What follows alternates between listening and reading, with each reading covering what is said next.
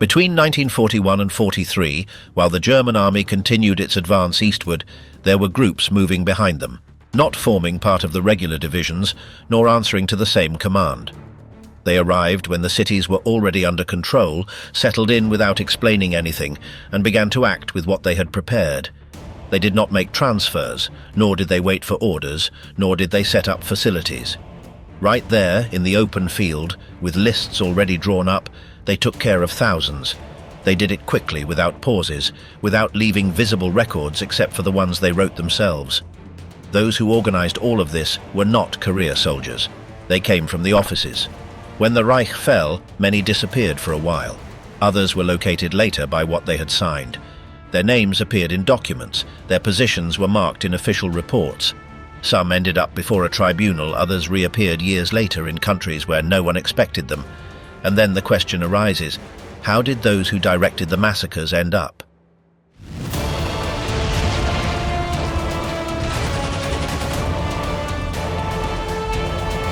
Those who left with the order to kill. At the beginning of 1941, a police school in Prech near the Elbe River became a meeting point for thousands of men connected to the SS. They came from different offices: investigators, spies, regular police officers, soldiers from the armed wing, and high-ranking administrative officials. Many already had experience in areas Germany had previously occupied, especially in Poland. Some spoke Russian, others came with strong connections. Several had university degrees, even doctorates. They were all told they would be part of something special, but without many details. The movement toward Prech emptied entire academies. Analysis offices, training schools, local posts, all sent people. Heydrich, the regime's security chief, and Himmler, who stood above him, personally selected the leaders. Among them were Otto Ohlendorf, an economist with a technical profile, Paul Blobel, an architect with drinking problems, Arthur Neber, a longtime figure in the criminal police, and Karl Jager, a political police officer known for his violent reputation. The group also included rank-and-file soldiers, uniformed police and army personnel, all gathered under the name Einsatzgruppen, or task forces. That name had already been used before, in Austria, in Czechoslovakia, and later in Poland. Their job was not to fight, but to control occupied areas, eliminate political opponents, and wipe out any focus of resistance before it began. Now they had a new mission. Previously, the Einsatzgruppen worked alongside the army. They went ahead, arrived just after the soldiers, located local leaders, gathered information, captured those on their lists, and eliminated those considered dangerous. This time the objective was the same, but on a larger scale. They were heading east, to the territories of the Soviet Union, which would be invaded in June of that year. Training in Prech was quick. Physical training was minimal. Some shooting practice, a few outdoor exercises, but the focus was on organization. Each team was divided into smaller groups called commands. They assigned roles, tasks, and regions. Everyone was given injections. Some reacted badly afterward, and that slowed the drills a bit. The official mission was to clear the army's rear, search for saboteurs, catch spies, and pave the way for the troops. But the internal message was different. Heydrich told the commanders just before departure that this was not just about territory, that it was a war of ideas, that the real enemy was Bolshevism, and that behind it were the Jews. He clarified that the goal was not to stop soldiers, but to eliminate anyone connected to the enemy system entirely. That included not only government employees, but also ordinary people. Heydrich said that anyone who didn't feel up to it could step down. No one did. They all continued. The order was clear. They had to act without hesitation, without sentimentality, without asking questions. 4 large teams were assigned to different regions. The first, led by Stahlecker, headed to the Baltic countries. The second, under Arthur Neber, would cover the central area, which included Belarus. The third, with Otto Rasch, would move through northern Ukraine. The fourth, controlled by Ohlendorf, would go south, including Crimea. Each of these groups had commands that could move and operate independently. Blobel, for instance, led one from the third team. Jaeger headed another from the first. The way they were organized allowed the massacres to take place in different locations simultaneously, without waiting for orders from above.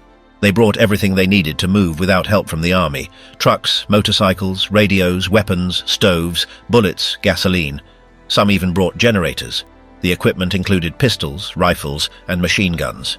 Each command also carried basic tools, shovels, stoves, tents, desks, and enough food to stay on the road for days. Unlike regular troops who still used horses in some cases, these groups traveled entirely by vehicle. Himmler ensured they lacked nothing. The organization was designed so they could move quickly, do their work, and disappear. The arrangement with the army had been made months earlier. Hitler himself had decided it. In the occupied areas, SS security units would act independently. The army had to provide them with housing, food, and gasoline, but could not give them orders. The instruction was clear. These groups were to completely erase the political enemy, and for the regime that meant communists, Soviet government employees, commissars, and all Jews. A few weeks before deployment, the leaders were called to Berlin. Heydrich gathered them at the Central Security Office and went over the key points. He spoke about wiping out everyone connected to the Bolshevik system. He named commissars, political leaders, and propagandists. He also said that if locals were willing to attack or lynch, they should let it happen, even encourage it, but without leaving clear evidence of involvement. That way it could be presented as something that arose from the population itself. Ohlendorf later recounted in interrogation that his unit had nearly 200 vehicles. The troops used automatic weapons. Each squad had radios and, at times, teletypes. Everything they did had to be reported to Berlin quickly and in detail. Every number was recorded, how many dead, where, when, and with what justification. From the beginning, everyone knew what it was about. They followed the army, occupied cities, hunted those on the lists, and expanded the hunt as they advanced. There was no need for trials or paperwork. No one was imprisoned. The orders were clear: shoot on the spot, use natural hollows in the terrain, dig if there weren't any, erase all evidence. Russian prisoners did the digging, then they were also killed. The first team crossed the border on the 22nd of June. Within days, there was already talk of massacres. Every week, new figures arrived at the main offices. They weren't soldiers. They were civilians, entire towns, people targeted from the beginning. The killing machine was already running, and none of those men stopped. This is how they learned. From the earliest days of the regime, the use of violence was already part of the mechanism. It wasn't sporadic. Beatings, threats, and deaths were embedded in every corner. Offices, schools, police forces, and camps operated under the idea that anyone who didn't follow the rules would be crushed. There was no need for someone to give the order to react harshly. It was already understood. Those who held positions in the police, in the SS, or in the Gestapo came from environments where abuse was common. Many had grown up surrounded by shouting and beatings. From a young age, they witnessed unrestrained punishments. They saw it as something normal. When they entered the system, they reinforced it. They didn't question it, they copied it. During training in academies, the same methods were applied. The leader yelled, hit, or humiliated, and the subordinate endured it. That served as a filter. Those who could take it stayed. Those who couldn't were left out. The logic was clear. If you couldn't endure it inside, you weren't fit for the outside. It wasn't about teaching, it was about hardening. In special divisions like the Totenkopf, the treatment was even harsher. Many of those later chosen for delicate tasks were trained there. Those who went through it already knew how to obey without asking questions. They had been trained to act without stopping to think. Some of those who would later lead mass killings already had that profile from the start. They had built a career within a system where punishment was part of daily life. They saw how those who failed were corrected, and when they rose in rank, they did the same to those beneath them. It was a chain that repeated itself. When they were given a new assignment, they didn't need many instructions. They already knew what needed to be done. If they were asked to detain someone, they did it. If it was necessary to take them to a remote location, they did that too. If the next step was to shoot, they did it, because they had already seen it before, and because they knew that the problem wasn't going too far, but hesitating. After each action, nothing was analyzed. They moved on to the next. There was no room to think about whether it was right or wrong. It was assumed to be right. Everything came authorized from above. No one asked for opinions, only results. Those who joined the Einsatzgruppen already had that mindset embedded in their heads. They had passed through various levels of the system. They had already participated in arrests, interrogations, transfers, and many times previous executions. Transitioning to mass murder didn't shock them as it might have shocked someone else. They had already seen blood. They already knew how to follow orders without question. Only the scale changed. In post-war interrogations, several said that at first it did affect them, but over time it became routine. One said that at first his hands trembled, later they didn't. Another said he vomited the first time, but then had no issue. That happened to them and to many others. Once someone fired the first shot, there was no turning back. The next day he did it more easily. By the end of the week he didn't even think about it. The environment helped. If everyone did the same, you didn't stand out. And if you did well, you were praised. Some were even promoted for following through without hesitation. Others were reassigned if they showed weakness. Language was also part of all this. Words like kill or execute weren't used. They used phrases like operation, evacuation, special action. Those ways of speaking created distance. They made everything seem like just another procedure. That helped those carrying it out to keep going. The numbers weren't shown as tragedies. They were just figures. A report might say that 500 people were killed in a certain town, and right after came another with a different figure. The leaders saw those reports and processed them without showing anything. There was no talk of men, women, or children. They spoke of units. Those leading each group knew they weren't being evaluated on how they did it, but on how much progress they made.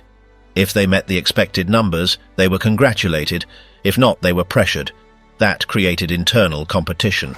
Some tried to stand out by killing faster. Others proposed new methods to be more efficient. It was no longer an idea. The extermination was underway. Each team had its list and its target. Orders were followed without deviation. The paperwork said it clearly. There were names, instructions, and reports.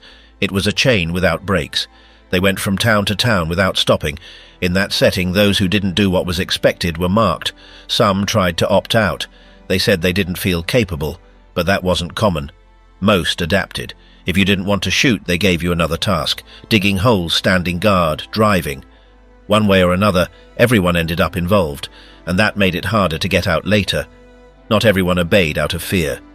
Many did so out of conviction. They had spent years hearing the same message. They had been trained in the idea that the enemy had to be wiped off the map. They heard it in lectures, read it in pamphlets, saw it in posters. It wasn't just an order, it was a world view. Violence for them wasn't something separate. It was the way to exercise authority. It was used every day, inside barracks, with the occupied, with detainees. There was no other way to relate. Those who didn't fit in were left out, and almost no one dared to do that. What started as harsh training ended up being a network of executioners. Everyone was in it. Each had a role, and none could say they didn't know what was happening. They advanced with map, list, and shovel. At 3 in the morning on the 22nd of June 1941, thousands of German cannons began firing across the Bug River. On the border with the Soviet Union, artillery lit up the sky with constant explosions. At that hour, the German army launched the operation that had been in preparation for months. They called it Barbarossa. It was the largest invasion plan they had ever undertaken up to that point. The front was massive. From the Baltic Sea to the Black Sea, more than 3 million soldiers crossed the line. It wasn't just German troops. Hungarians, Romanians, Slovaks, and other allies also marched. The goal was to quickly take the Soviet West. They believed that within weeks they could capture Moscow, control Ukraine, and nullify the enemy's ability to respond. While the armoured divisions sped down the roads, the task groups followed behind. The Einsatzgruppen were activated that same day. The orders had already been made clear in advance. They were to move behind the regular army, enter towns, identify targets, and eliminate those on the lists. It was no longer about hunting down individual opponents. Now it was systematic cleansing by zones. Group A, led by Stalecker, crossed through Lithuania. They came with full logistical support, including vehicles, fuel, maps, and radios. They soon reached Kaunas. There they found the local population agitated. Some residents had begun attacks against Jews. The Germans did not intervene. In fact, they encouraged it to continue. They saw it as useful. The next day, the killings continued, this time with direct participation from the commandos. In every city they took, the procedure was similar. First, they secured the administrative center. Then they located archives, reviewed records, selected targets. Within a few hours, the arrests began. In many cases, everything happened in a single day. The pace was fast. No new orders were awaited. They already knew what had to be done. Group B, under Arthur Neighbor, headed toward Belarus. They advanced along poor roads, crossing villages where almost no one spoke German. As soon as they arrived in a locality, they settled in vacant buildings, organized the lists and executed the plan. First, they went after party officials, then teachers, doctors, rabbis. Finally, they wiped out entire communities. The numbers rose with each passing day. Otto Rasch led Group C. His commandos operated in northern Ukraine. One of their first major actions was in Zhytomyr. There they coordinated with the Wehrmacht. The regular army provided transportation and protection. The Einsatzgruppen identified the targets. Within a few hours, several hundred people had been executed. No one objected. The soldiers continued advancing. The bodies were left behind, buried in open pits. Group D, directed by Ohlendorf, moved south. They entered areas where the language, culture and terrain were very different from what they knew. They encountered isolated rural communities. The operation did not stop. They simply adapted the method. Instead of detailed lists, they used local denunciations, interrogated prisoners, and selected by categories. All adult males were executed, and then the action extended to women and children. The units were well coordinated. They had radios, maps, gasoline, food, medical personnel, technicians and drivers. Each group included weapons specialists, translators and officers responsible for the reports.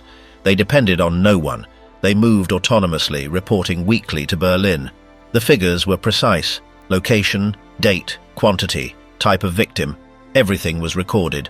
The executions were not improvised. They were organized like military operations. The site was chosen, usually a forest, a trench or a ravine. The detainees were forced to walk there, sometimes transported in trucks. Upon arrival, they were ordered to undress. They were lined up at the edge, shot in the back. They fell one over another. Afterwards, the bodies were covered with dirt. Some survived the first shots. They were finished off afterward.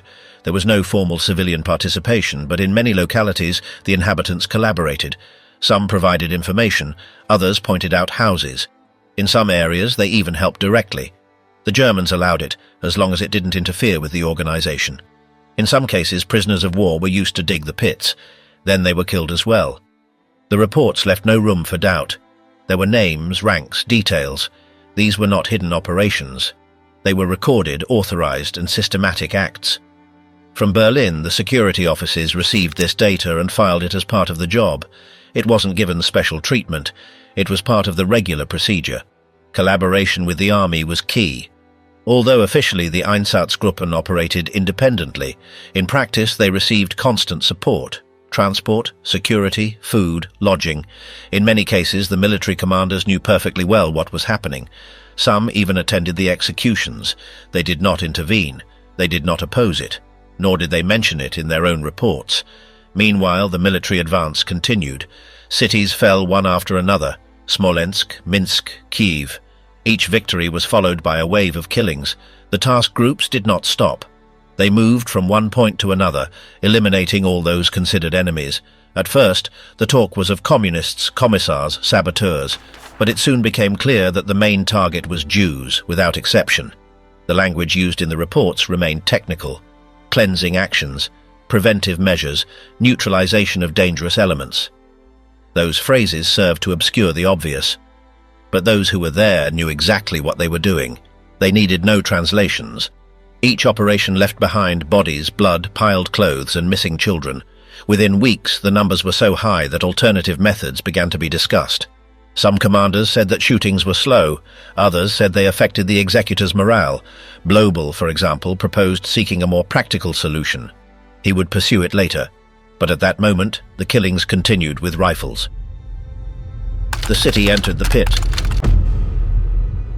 In July of 1941, the Einsatzgruppen were already operating deep into occupied territory. They had moved beyond the initial borders and were now spread across regions that had once been part of the old Pale of Settlement, where for centuries the majority of the Jewish population of the Russian Empire had lived. What had once been dense, organized communities with deep roots had now become direct targets of extermination. Cities fell one after another. Vilna, Pinsk, Baranovichi, Vitebsk. Every time a unit took control of a town, they already knew what to do. Jewish neighborhoods were identified, exits were sealed off, people were gathered in squares or courtyards.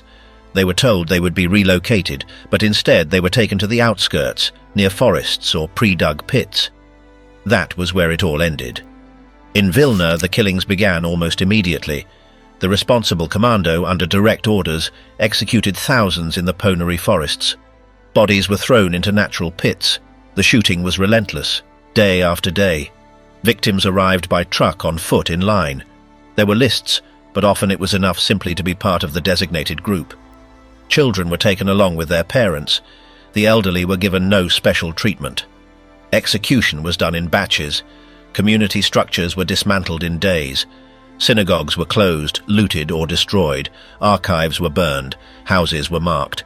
Residents were ordered to wear a visible insignia, a star on their clothing. Later, that sign no longer mattered. The decision had been made. The goal was to eradicate the Jewish presence from each area. In Pinsk, the operation was carried out in stages. First, working-age men were gathered. They were separated. It was announced they would be mobilized for repair tasks. But there was no work. They were taken to the forest, forced to dig trenches, lined up and killed. The displaced earth barely covered the bodies. Days later, it was the turn of women and children. The procedure was repeated by all the groups. There was no need to coordinate between commands. Each unit acted with its own pace, method and team. Some used small squads, others employed local military support. At times, Ukrainian, Lithuanian or Belarusian partisans collaborated. They handed over names, pointed out homes, even helped with executions. They were promised property in return, land, furniture, clothes. In places like Minsk, where the Jewish community was larger, temporary ghettos were established. They didn't last long. They were used to concentrate the population, organize transportation, and carry out executions in a more orderly fashion. Sometimes they were emptied in weeks. The shootings were continuous. Trains, if unavailable, were replaced with walking columns. The heads of the Einsatzgruppen did not hide what they were doing. They wrote daily reports. They mentioned figures, described locations, detailed the actions. Euphemisms were not used internally, only in the reports to Berlin. There they spoke of special actions, pacification, or problem resolution. But everyone knew what each word meant. In Baranovichi, the local command chief boasted of having eliminated more than 10,000 people in less than a month. He had full support from the civil administration. The local police actively participated. Tasks were divided. Some guarded, others transported, others dug and shot. The pits filled quickly. New ones were dug just meters away. When the ground was too wet, basements or abandoned wells were used. Executions were not always done with rifles. In some places, other methods were tested. Sealed trucks where exhaust gases were released.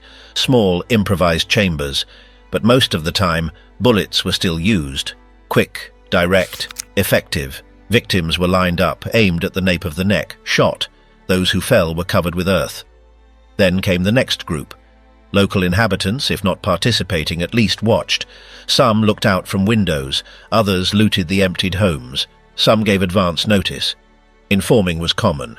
Entire families were turned in by neighbors, sometimes out of fear, other times out of greed. No proof was required. A single accusation sufficed.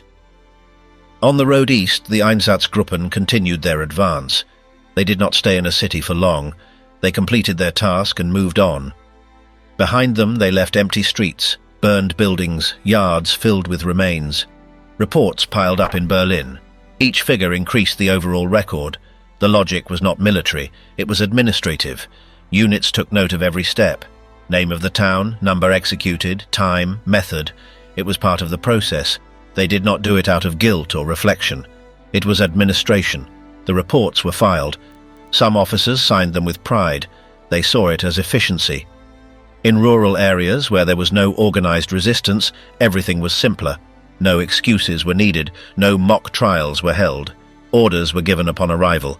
The population was gathered, quick selections were made, groups were formed. In 1 or 2 hours it was all done. The signs were removed, the weapons cleaned, and they moved on. No one among them debated the goal. It had been assumed from the start. The enemy was defined by origin, not by actions. No one asked what each person had done. Only what group they belonged to mattered. and if it was the wrong one, the end had already been decided. The operation upon crossing the pale became even more intense. The distances increased, conditions were harsher, but the goal remained. When the chief wanted to see everything. Heinrich Himmler didn't often appear on the front lines, but when he did, everything changed. In the second half of 1941, he decided to travel to Ukraine. It wasn't an informal visit. He wanted to see firsthand how the operations he had authorized were being carried out. He didn't wear office attire. He dressed in uniform, surrounded himself with officers, and presented himself as a figure of total authority. He arrived with an armed escort and was received by the heads of the units operating in the area. Those in charge of the Einsatzgruppen knew they had to show results.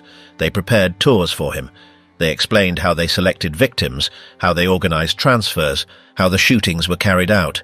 He didn't ask if anyone felt bad. He asked about the numbers, how many, where, in how much time. In Nikolaev, the local unit leaders organized an execution during his stay. Not as a spectacle, but as a demonstration of efficiency. The prisoners had already been selected. They had been transferred days earlier. They were escorted to an open field. The trenches were ready. The shooters knew what to do. There were no speeches, only action. Himmler stood and watched, hands behind his back. The first group was placed by the edge. Shots were fired without delay. Some bodies fell into the pit. Others hung over the edge. The next were pushed forward. The pace was steady.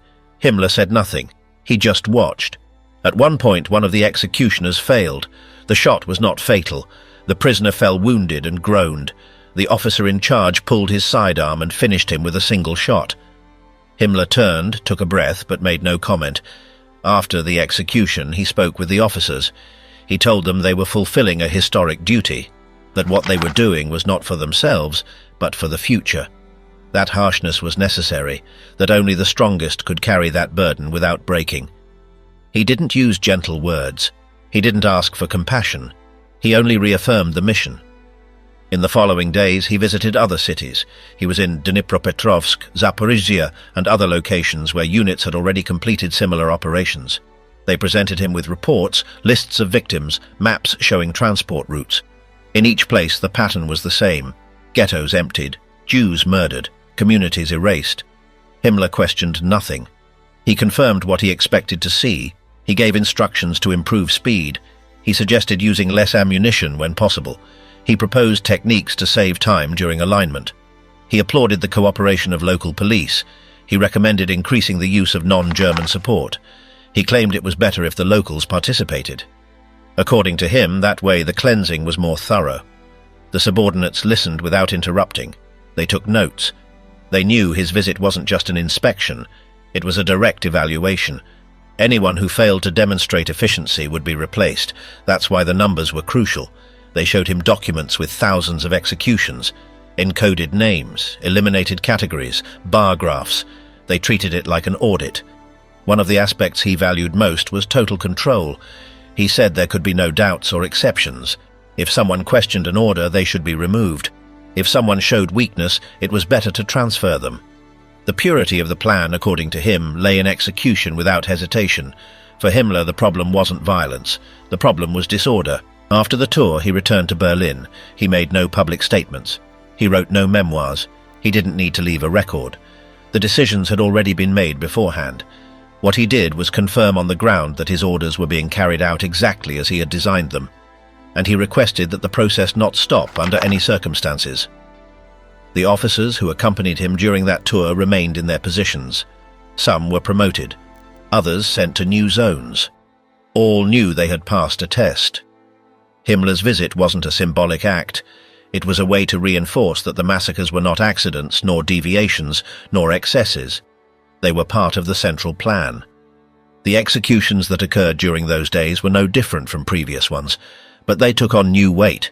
They had the direct approval of the highest authority. They needed no cover-up. There was no need to conceal. It was done, recorded, archived. The archive was the witness.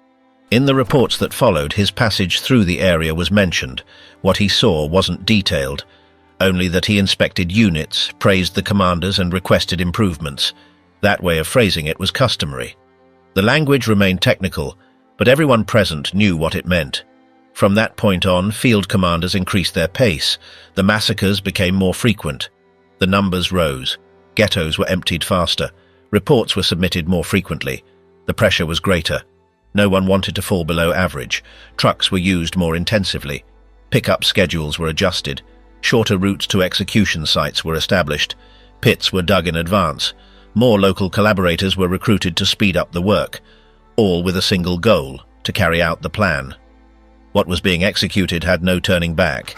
It was a continuous operation. It didn't depend on a military front. It didn't stop with the weather. It wasn't negotiable. The orders had been given and were carried out without pause. Himmler knew it, wanted it that way, and left no room for doubt. The one who allowed no deviations. After his tour of Ukraine, Himmler did not remain still. He resumed reviewing reports, cross-checked data, examined maps, and continued strengthening his structure from Berlin. He maintained contact with every regional chief. He demanded exact figures, locations, and procedures. He wanted everything recorded. If a unit slowed down, he demanded explanations. If it increased its pace, he saw it as efficiency. What mattered most to him was unwavering compliance. In parallel, he began tightening coordination among various branches: the SS, the security police, local authorities in the occupied territories, and offices in the capital. Everything had to follow the same chain of command. Himmler didn't delegate without oversight. He involved himself in details, even in matters that seemed minor. For example, he ordered that vehicles assigned to transfer tasks have priority at fuel stations, that roads be kept clear for mobile commands, that radio frequencies be reserved for operational reports. No one else could use them during transmissions. The pressure was not only downward, he also demanded the civilian apparatus facilitate movements. German governors stationed in the east were required to provide lists, allow access to buildings, release resources, and deliver archives.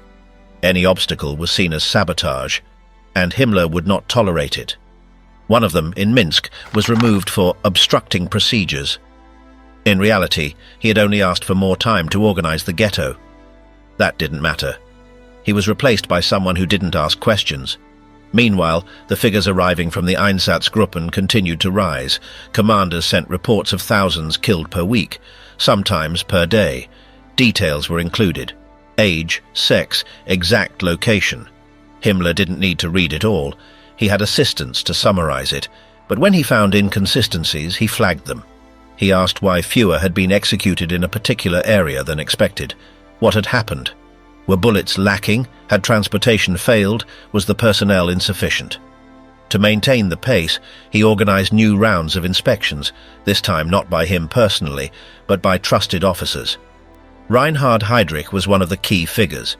They visited headquarters, spoke with unit leaders, observed part of the process and reported back. What mattered wasn't uniformity. What mattered was that no one slowed down, that everyone understood the plan had no pauses. In this context, other elimination methods began to be tested. One problem identified was the wear on shooters. Some, after hundreds of executions, began to falter. They trembled. They fell ill. So Himmler requested alternatives, not out of pity but for efficiency. He wasn't concerned with trauma, only with productivity. Thus came the first sealed trucks. People were loaded inside, the doors closed, and exhaust gases redirected into the compartment. After a few minutes, the doors were opened. All were dead. No shooters needed. Just a driver. Quieter, faster. They were used in Chelmno and other localities. Himmler approved their use. He also asked for other methods to be evaluated, as long as they sped up the process. The final solution was being implemented without the need for grand announcements.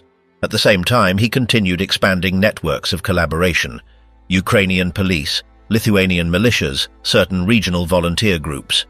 They were given partial authority. In exchange, they informed, collaborated, executed. For Himmler, this outsourcing was useful. It allowed more ground to be covered, and at the same time, it shifted part of the operational burden.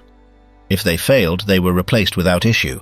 In a meeting in Berlin with leaders of various branches of the security system, Himmler made it clear that executions were to continue without interruption until no one remained in the designated target categories. He was direct. He didn't speak of politics or history or ideology, only of results. He asked that no time be wasted discussing exceptions. The structure he led allowed no room for improvisation. Each group knew where to go, who to eliminate, how to report. If someone acted on their own, they were punished. But if someone fulfilled the plan, they were rewarded. Some received decorations, others were promoted. The message was constant. What mattered was to comply. As the front advanced eastward, execution units began operating in more isolated zones. The weather was harsher, the roads worse, the towns more scattered. But Himmler insisted that this could not be an excuse. He sent reinforcements, more trucks, more fuel. He even dispatched technicians to keep equipment running. If an engine failed, it had to be repaired immediately. If uniforms were missing, they were sent from the west. If maps were outdated, they were updated. The volume of killings continued to increase. The reports became shorter but more forceful. 8,000 eliminated in 4 days, 5,000 in 2 days. No names included, only numbers, dates, locations. Sheets were filed in folders with labels. Himmler reviewed them in batches. Sometimes he marked them with a red pencil.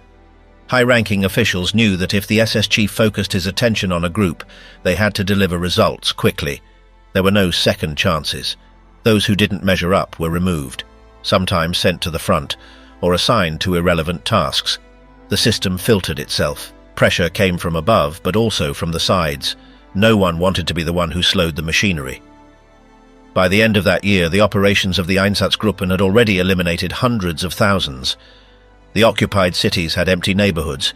Civil registries were altered. Properties were reassigned. The plan continued advancing.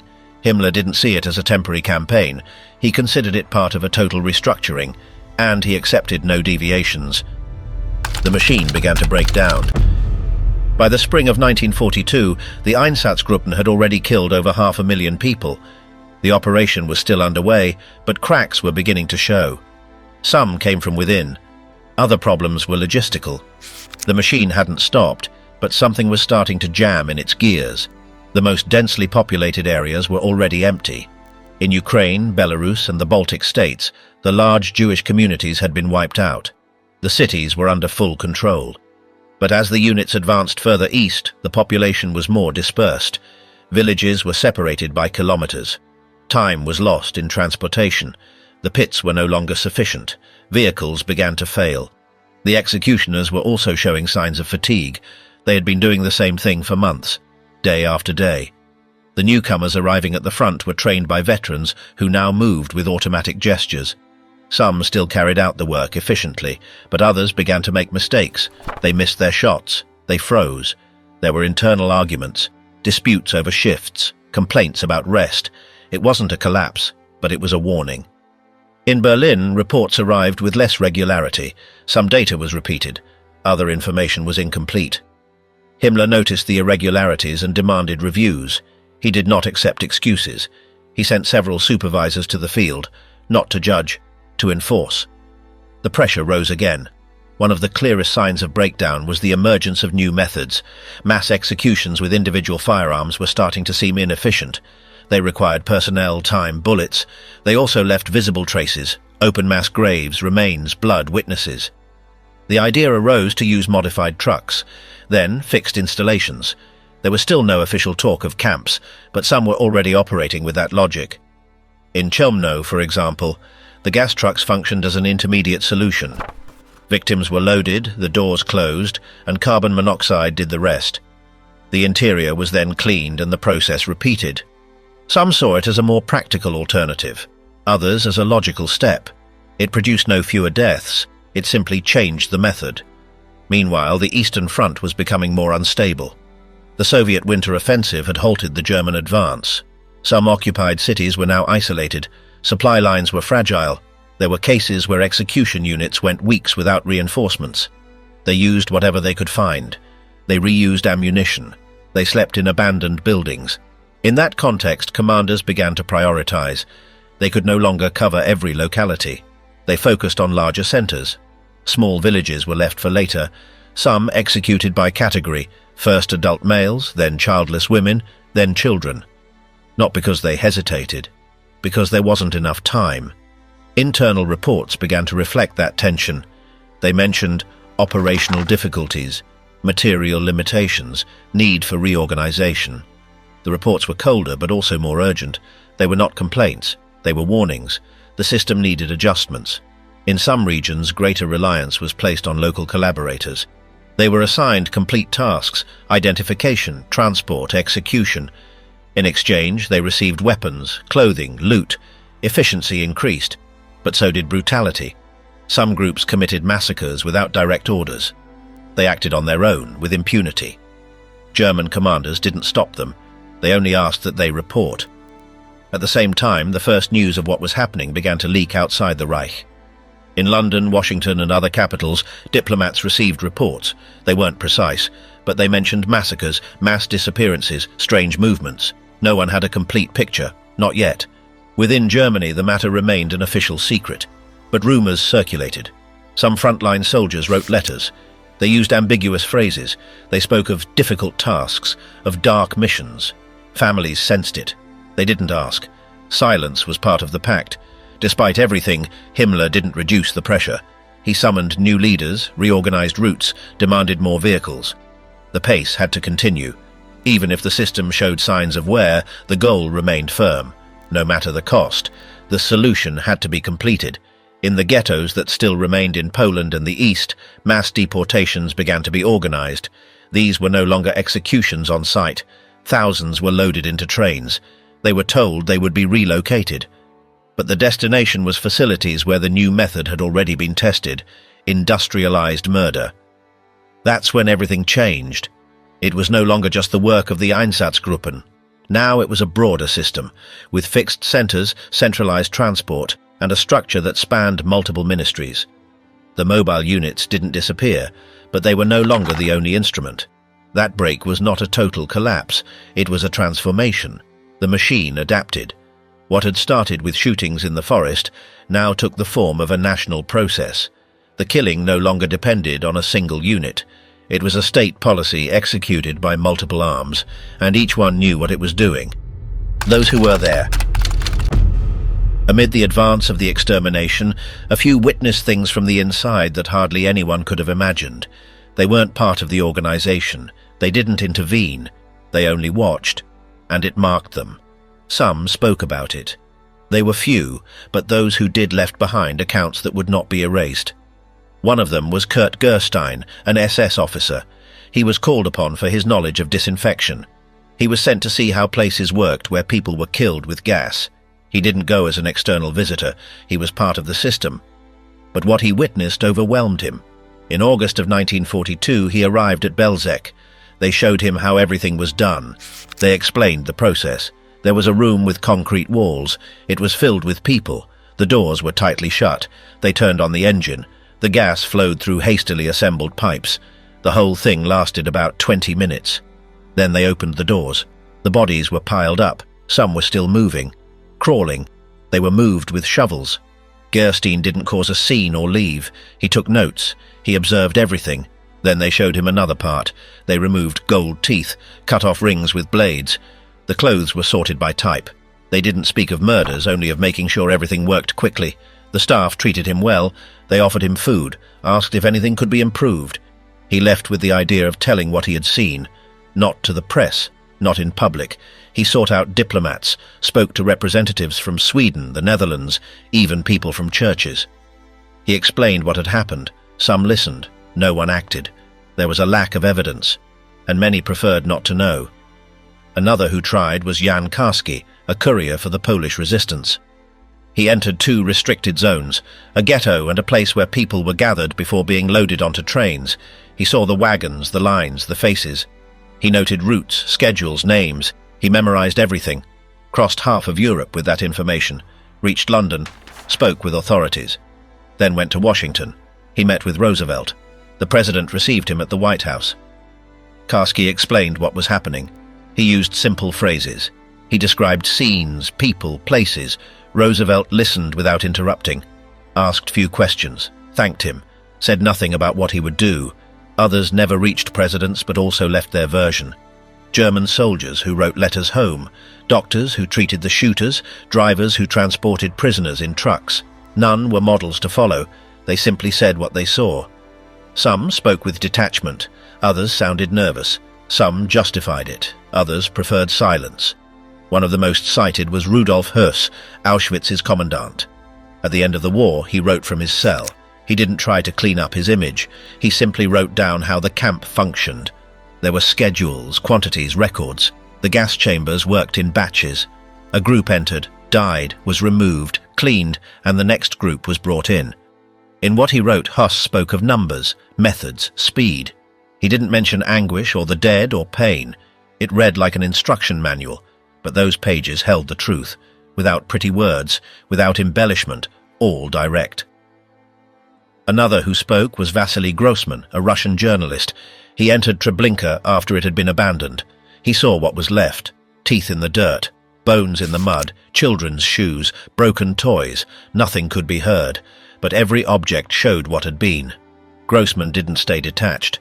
He wrote with rage. His style was different, but the facts were the same. The pits, the ashes, the scattered belongings. Every part revealed what had happened. The commanders executed for the extermination. When the war ended, there were no forests left without mass graves. The trains no longer carried bodies, but the system that had moved them was still alive. Many of those who had directed it were not dead. Some had vanished before the surrender. Others were still in their homes, dressed in civilian clothes, hoping no one would knock on the door. The Allies began to search for those responsible. Not only those who had given the highest orders, but also those who had been on the ground. Lists were compiled. Intelligence reports cross-referenced names, dates, regions. Many of the Einsatzgruppen commanders were on those lists. These were not low-ranking soldiers. They were commanders who had signed off on detailed reports sent to Berlin. The Americans and British organized interrogations. Some German officers spoke, others denied everything, but the documents contradicted them. There were reports with dates, numbers, locations. The archives hadn't disappeared. They had been stored, classified, organized as if they were administrative records. That precision made prosecution easier. In 1947, the Nuremberg trials opened for a specific group, the commanders of the mobile extermination squads. 24 were charged. The tribunal had solid evidence, signed documents, testimonies from survivors, photographs of execution sites. The trial was not brief. For months, each man was called to the stand. Some tried to justify their involvement by claiming they were just following orders. Others said they had no choice. But the judges didn't accept those answers. There were letters where the very defendants requested more ammunition to shoot civilians. Reports with direct language: 1,600 Jews executed, 500 partisans eliminated. One of the accused, Otto Ohlendorf, did not deny anything. He admitted to having directed the murder of 90,000 people. He said it calmly, explained how the lines were organized, how the trenches were dug, how the work was divided among shooters. He showed no remorse, only details. The prosecution asked if he understood what it meant to kill that many people. He replied it wasn't about emotions, but about duty. He said his unit had acted with exemplary discipline. They hadn't deviated from protocol. They didn't improvise. They did what they were ordered to do. Some eyewitnesses to the executions also testified. They described how the groups were organized, how the victims were forced to undress before being lined up, how the screams were silenced by the next shot. The prosecutors presented photographs, in black and white, piled bodies, rural areas with open trenches, mounds of clothing. The tribunal listened to everything, reviewed each document. They were not swayed by speeches, only by evidence. In the end, 14 of the accused were sentenced to death. 4 received life sentences, others less. 1 was acquitted. The executions were carried out at Landsberg prison. Those who were hanged left no final words. There were no speeches. Only orders followed to the last minute. None showed visible emotion. Some died convinced that what they had done was right, others in silence. But the trials did not close the matter. Dozens of lower-ranking officers were never tried. Many escaped to other countries, changed names, blended in with the displaced, used false papers. Some fled to Latin America. Others sought refuge in the Middle East or Western Europe. Those with connections received help. For years, new searches were organized, updated lists were compiled, photos were compared. Some were found decades later, living under new identities, working as merchants, teachers, public employees. When discovered, some denied it. Others acknowledged their past outright, said it had all happened long ago, that they were no longer the same. One of the most notorious cases was Adolf Eichmann. He had not been part of an Einsatzgruppe, but he coordinated deportations. He was captured in Argentina in 1961, taken to Jerusalem, tried with overwhelming evidence. He testified in a cold tone, did not deny, nor did he show guilt.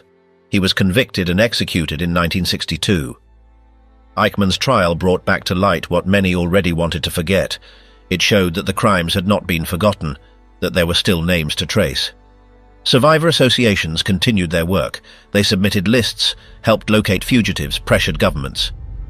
Open files. As the years went by, the names of the Einsatzgruppen commanders faded from the headlines, but they remained printed across thousands of pages stored in archives. Some were remembered for the numbers they signed off on, others for the reports they sent, almost none for their faces. Many had disappeared without a trace, others had been tried, a few died without ever being held accountable. The folders containing their records were still there. Each one had dates, figures, locations, everything was in order. Some documents were signed in blue ink, others typed with initials. There were lists, maps, schedules. None of them had tried to hide what they had done. On the contrary, they had left records. After the initial trials, follow-up actions slowed, witnesses aged, some were no longer around. The evidence still existed, but the courts didn't always act. In many cases, the accused were already living as retirees. They went to the market, rode the tram, read the newspaper. They didn't speak about their past, but there were those who didn't resign themselves. Some historians, prosecutors, survivors, or children of survivors kept searching. They went from town to town, checked archives, compared photos. Sometimes they found someone, they reported them. A process began, slow, full of obstacles, but real. In the 1970s, several commanders were located in West Germany. One of them lived under his real name. He wasn't hiding.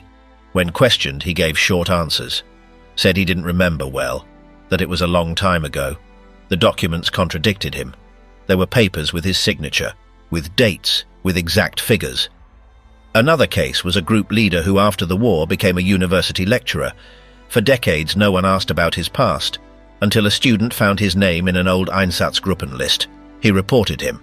The case reached the press, the file was reopened, the accused resigned. He died before the trial took place. Others were caught outside Europe.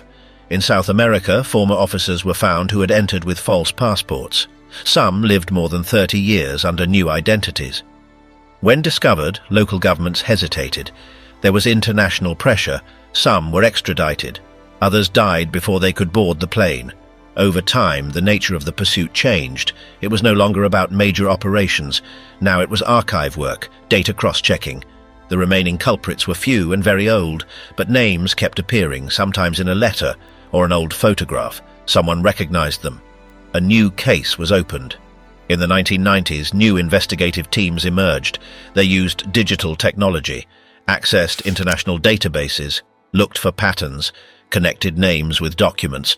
Sometimes they managed to find the person responsible for a small unit, someone who hadn't been tried at the time but had hundreds of victims behind them. Not all countries cooperated. Some governments were reluctant, claimed lack of evidence. Others did provide information, allowed interrogations. Sometimes the cases moved forward, other times they stalled, but the names kept coming to light. In Germany, a special office for Nazi crimes was established. It was never closed. Even with fewer staff, it remained open. It answered calls, reviewed letters, followed up on leads. Each new finding was verified. If there were documents, a file was opened. Many of the last trials were held with defendants in wheelchairs, with hearing aids, with translators. Some didn't understand the questions. Others said they had already paid their debt. But the judges followed procedure. The reports were read, the photos shown, the names recited. Justice arrived late, but it arrived. In some cases, the sentence was symbolic. The accused died shortly after, but the record remained. One more line added to the file, one more number on the list. Some victims' relatives attended the hearings, brought photographs, listened in silence. They weren't seeking revenge. They wanted the truth to be spoken, not denied, not forgotten. The history of the Einsatzgruppen didn't end with the gunfire, nor with the trials. It ended with the pursuit of each of their commanders, with the attempt to document what each one did. to name each victim, to identify each place.